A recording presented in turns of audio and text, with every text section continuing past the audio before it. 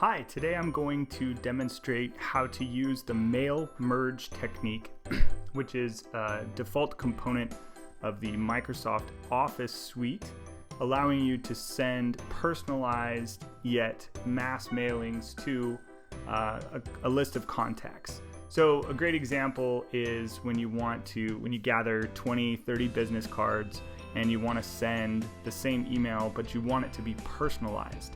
This service, of course, is offered by companies, MailChimp, Constant Contact, things of that nature, but you can do small scale mass mailings from Outlook if you have Outlook, Excel, and Microsoft Word. And of course, you're seeing that I'm doing this on the Macintosh version.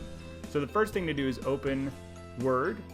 You're going to compose your email here. So you might say something like, Dear, and you're just gonna have a blank for the moment. I'd like to talk to you. Please let me know when you're available.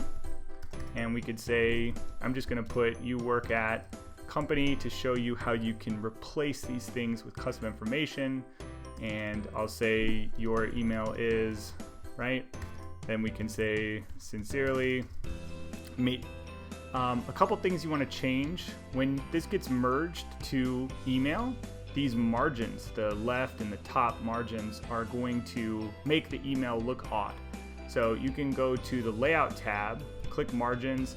I set custom margins to all zeros, essentially all zeros.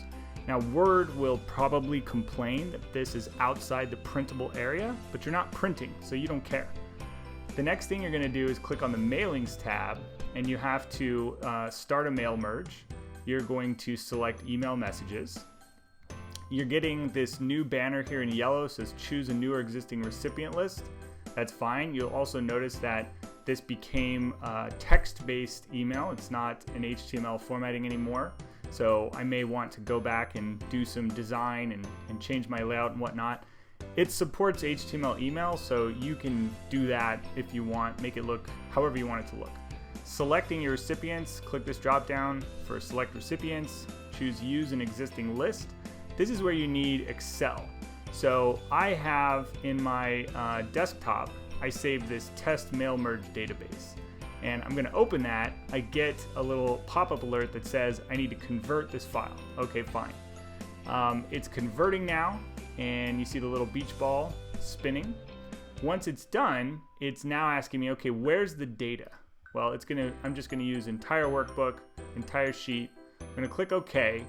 And then I have the ability to now replace these values, okay? But before I replace it, let me flip over to Excel and just show you what my data set looks like.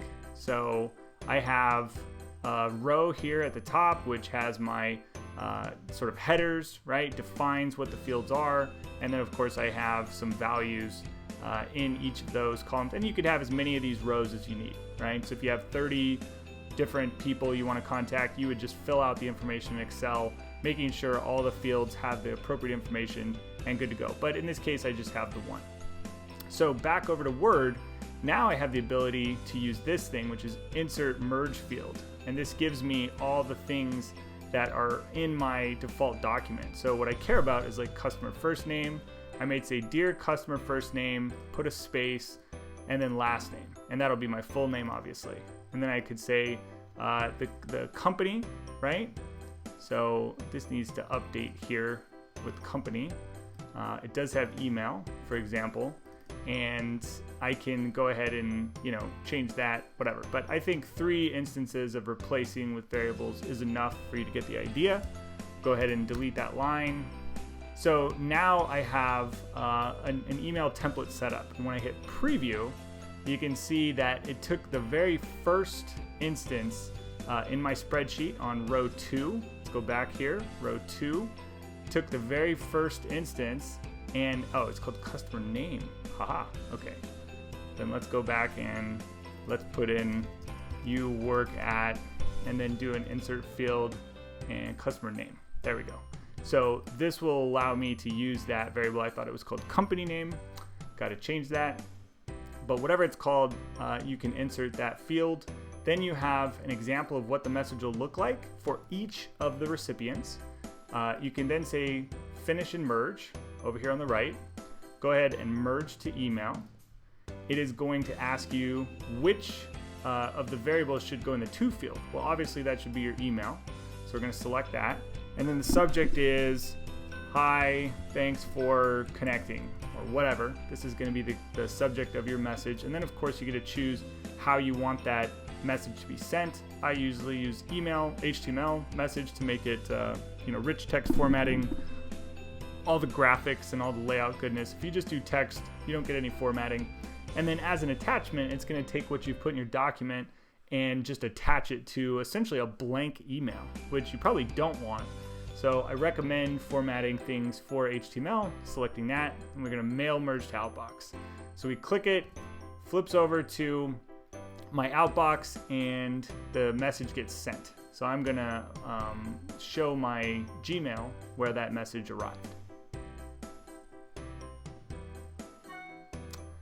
And there you go. So here's the message in Gmail. It came from my work account, and it's got all of the variables replaced.